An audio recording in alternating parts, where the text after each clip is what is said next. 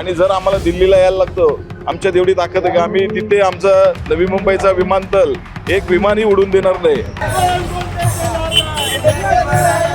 आणि महाराष्ट्रामध्ये आमच्या समाजाचा एवढा दबदबा आहे की कोणताही असा पक्ष नाही की तो दिबांच्या नावाला विरोध करतोय।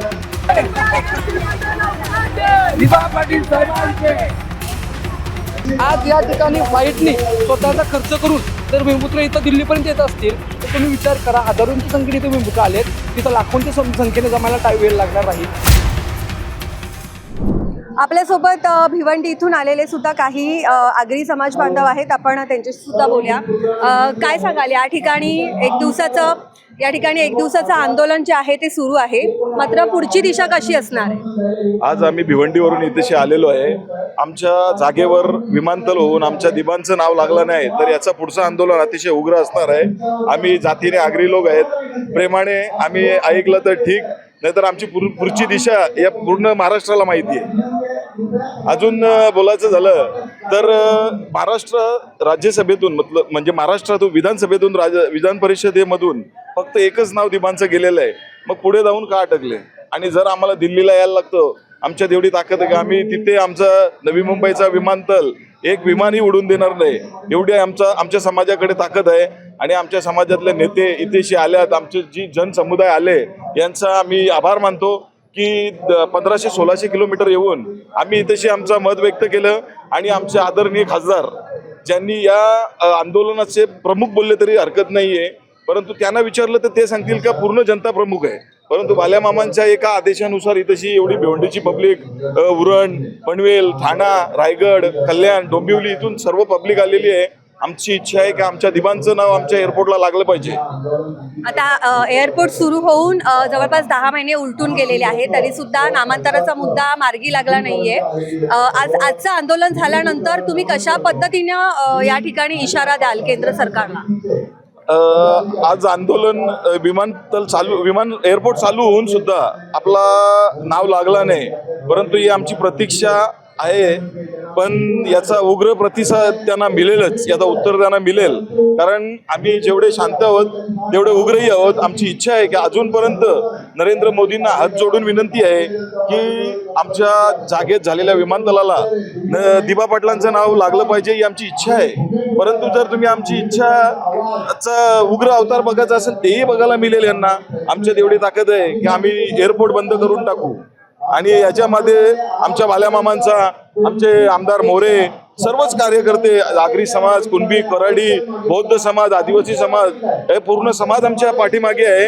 आणि आम्ही तिथेची जी भूमिका घेऊ ही सरकारला सुद्धा मागातच पडणार आहे।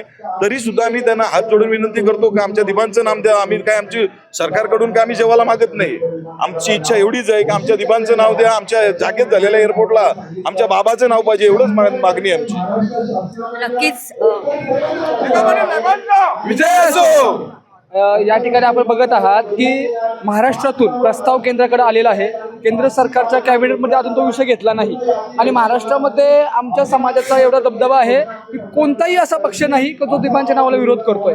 आज या ठिकाणी बीजेपीचे नगरसेवक आलेले आहेत, या ठिकाणी शिंदे गटाचे नगरसेवक आलेले आहेत, या ठिकाणी ठाकरे गटाचे आमदार आहेत। अडचण नेमकी कुठे येते काय सांगतो, अडचण कुठं आहे की या ठिकाणी आम्हाला वैयक्तिक वाटतंय की लोकनेते दिबा पाटील साहेब जे होते ते शाहू फुले आंबेडकर विचारधारेचे होते, आणि या विचारधारेला कुठेतरी दिबा पाटील साहेबांचा विरोध, दिबा पाटील साहेबांना त्याच्यामुळे विरोध होतोय की ते या विचारधारेचे होते।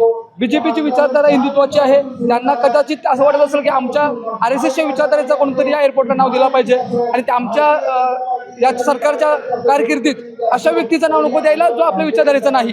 तर आम्ही ज्यांना सांगू इच्छितो, तर तुमची अशी मानसिकता असेल तर आम्हाला सरकार बदलावं लागेल।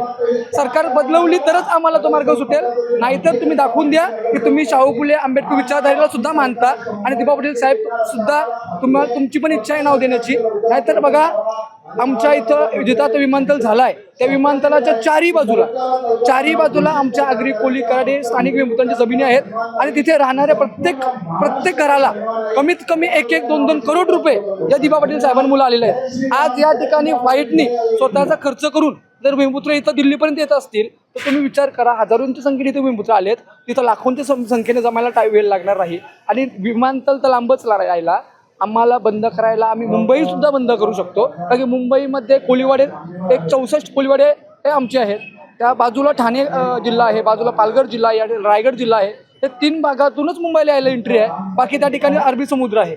समुद्रामध्ये सुद्धा आमच्या कोल्यांच्याच होड्या आहेत. म्हणजे चारही बाजूने जर आम्ही मुंबईला घेरू शकतो ही आमची ताकद आहे. सरकारला काय इशारा द्याल सरकारला? सरकारला हा एकच इशारा आहे की ही फक्त झाकी आहे, म्हणजे ही फक्त एक ट्रेलर आहे, पिक्चर अजून बाकी आहे. जर तुम्ही आमचा अंतच पाहणार असाल, इथून गेल्यानंतर इथं आलेला प्रत्येक माणूस हा किमान 100 माणसं काढण्याचा प्रयत्न करणार आहे. आणि इथे येतानाच आम्ही ठरवलेला होता की 500 लोकच यायचं आहे, 500 लोकांना परवानगी आहे. त्याच्यामुळे 500 गावातून एक माणूस आला पाहिजे. 500 गावातून जर एक माणूस आला तर इथं 500 लोक होतात.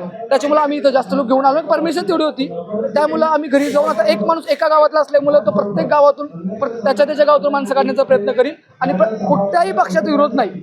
लोकांना माहिती आहे का, आता जर कुठल्या पक्षाचा आमच्या इथे विरोध असता तर या ठिकाणी सर्वपक्षीय नेते आले नसते. त्यांना तरी पण विरोध कोणाचा नाही, तरी पण नामांतराचा मुद्दा रखडलाय ना. केंद्राकडे रखडलाय. केंद्राच्या लोकांचा आता इथंशी जे येतात खासदार, आता जवळपास काहीतरी मला समजल्याप्रमाणे महाराष्ट्रातील 90% खासदार 90% खासदार माझे सर्वपक्षीय झाले खासदार ते या ठिकाणी येतात. त्यांना आमची विनंती आहे की त्यांनी हा मुद्दा संसदेत घ्यावा. नाहीतर तुम्ही नवी मुंबई विमानतळाच्या तिथे तीव्र आंदोलन बंद, छेडाल. विमानतळ बंद. चारही बाजूने आम्ही विमानतळ घेरू. आणि फक्त आम्हीच नाही करणार, 3000 बैलगाड्या आहेत. 3000 बैलगाड्या म्हणजे 6000 बैल झाली. आणि बैल एकदा घुसली की त्यांना बैलांना कायद्यानी वेगळे असतात, माणसांना कायदे वेगळे असतात. बरोबर आहे. तर त्याप्रमाणे नियोजन इथं चाललं आहे. बैलगाड्या पूर्ण एअरपोर्टच्या बाजूने लागतील आणि लोकांची पण जर मानवी साखळी तिथे असेल. नक्कीच सर, आपण बघितलं या ठिकाणी आगरी कोळी समाजाचे जे नागरिक आहेत त्यांनी कडक असा इशारा दिलेला आहे. जर शांततेच्या पद्धतीने आमच्या मागण्या पूर्ण झाल्या नाही तर आम्ही नवी मुंबई विमानतळाच्या इथे चक्काजाम करू आणि विमानतळ जे आहे ते बंद पाडू असा इशारा जो आहे तो देण्यात आलेला आहे. व्हिडिओ जर्नलिस्ट रोशनी खोसह मयुरी चव्हाण, दिल्ली.